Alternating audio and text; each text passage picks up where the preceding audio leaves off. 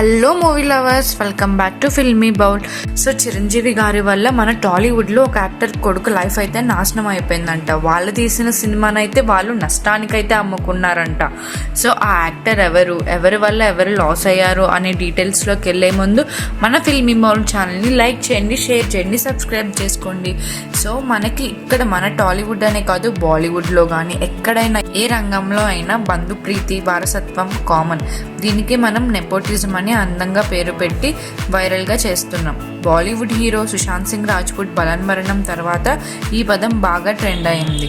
తన పిల్లలు, బంధువులు, మిత్రుల కోసం మరొకరికి నష్టం కలిగించడాన్ని నెపోటిజం అంటారు. దీని కారణంగా ప్రతిభావంతులైన ఎంతోమంది తమ జీవితాలను, అందమైన భవిష్యత్తులను కోల్పోయారు, నేటికి కోల్పోతున్నారు. ఏ రంగంలో అయినా పోటీ సహజం, కానీ అది ఆరోగ్యంగా ఉంటేనే అందరికీ మంచిది. అలా కాకుండా హద్దులు దాటి వైరుధ్యాలకు దారితీయొచ్చు. కొన్ని సందర్భాల్లో ఆయా వ్యక్తులు ప్రమేయం లేనప్పటికీ పక్కనుండే మనుషుల వల్ల కూడా ఇలాంటి పరిణామాలు చోటు చేసుకుంటాయి. ఎందరో సినీ నటులు నెపోటిజం వల్ల నష్టపోయామని పలు వేదికలపై ఇంటర్వ్యూలో పేర్కొన్నారు. సీనియర్ నటుడు గిరిబాబు సైతం ఓ ఇంటర్వ్యూలో తాను కూడా ఇలాంటి బాధితుడినని చెప్పుకొచ్చారు. తెలుగు సినిమా స్వర్ణయుగాన్ని చూసిన నటులు ఒక్కొక్కరే ప్రేక్షకుల్ని విడిచి తిరిగిరాని లోకాలకు తరలిపోగా ఆ తరానికి ప్రతినిధిగా మిగిలిన కొందరిలో గిరిబాబు గారు ఒకరు. మారుమూల పల్లెటూరులో జన్మించి సినిమాపై పిచ్చితో మద్రాస్ రైలెక్కి అక్కడ ఎన్నో కష్టాలు పడి నటుడిగా ఎదిగారు. హీరోగా, విలన్గా, హాస్య నటుడిగా, క్యారెక్టర్ ఆర్టిస్ట్గా, స్క్రీన్ ప్లే రైటర్గా, నిర్మాతగా, దర్శకుడిగా అన్ని రంగాల్లోనూ సత్తా చాటిన బహుముఖ ప్రజ్ఞశాలి మన గిరిబాబు. దాదాపు 600కు పైగా సినిమాల్లో నటించిన ఆయన దేవతలారా దీవించండితో దర్శకుడిగా మారారు.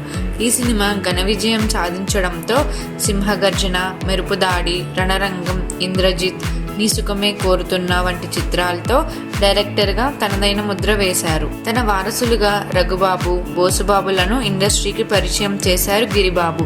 నిజానికి బోసును హీరోను చేయాలన్నది ఆయన కళ. అప్పటికే దర్శకుడిగా గుర్తింపు పొందిన గిరిబాబు తన కొడుకుని హీరోగా లాంచ్ చేసేందుకు అన్ని ఏర్పాట్లు చేసుకున్నారు. తన స్వీయ దర్శక నిర్మాణంలో ఇంద్రజిత్ను తెరకెక్కించారు. సరిగ్గా అదే సమయంలో మెగాస్టార్ చిరంజీవి హీరోగా కొదమసింహం సినిమా తెరకెక్కుతుంది. ఆశ్చర్యకరంగా 2 సినిమాలు కౌబాయ్ జోనర్స్ కావడంతో ఇండస్ట్రీలో భారీ అంచనాలున్నాయి. యాక్షన్ చిత్రాలు తీయడంలో గిరిబాబుకి గుర్తింపు ఉండడంతో ఇంద్రజిత్తుపై హైప్ ఉంది. సినిమాను రిలీజ్ డేట్ కూడా అనౌన్స్ చేసిన సమయంలో కొదమసింహం సినిమాకు సంబంధించిన కొందరు జనాలు రఘుబాబుకి మాయమాటలు చెప్పి హైదరాబాద్లోని ఒక ప్రివ్యూ థియేటర్లో సినిమాను చూశారు. అవుట్పుట్ చూసిన తర్వాత కొదమసింహం వాళ్ళు మద్రాస్ చేరుకుని షూటింగ్, పోస్ట్ ప్రొడక్షన్ కార్యక్రమాలను వేగవంతం చేసి సరిగ్గా ఇంద్రజిత్ రిలీజ్ అయ్యే తేదీనే తాము సినిమాను విడుదల చేస్తామని ప్రకటించారు. ఈ విషయాన్ని పేపర్లో చూసిన గిరిబాబు షాక్కు గురయ్యారు. ఇంద్రజిత్ను కొనడానికి వచ్చిన బయర్లు కూడా కొదమసింహం రిలీజ్ విషయాన్ని తెలుసుకుని అంత పెద్ద స్టార్ నటిస్తున్న సినిమాను తట్టుకుని నిలబడగలతారా అని అడిగారని గిరిబాబు గుర్తు చేసుకున్నారు.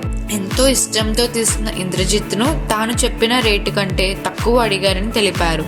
అయితే కొదమసింహం బాక్సాఫీస్ వద్ద ఆశించిన ఫలితాన్ని రాబట్టలేదని, దీంతో ఇంద్రజిత్కు బిజినెస్ సరిగ్గా జరగలేదని గిరిబాబు తెలిపారు. మెగాస్టార్ సినిమాయే నష్టపోతే మా సినిమా ఎవరు కొంటారని ప్రశ్నించడంతో బడ్జెట్ కంటే తక్కువ ధరకి మూవీని అమ్మేసినట్లు ఆయన చెప్పారు.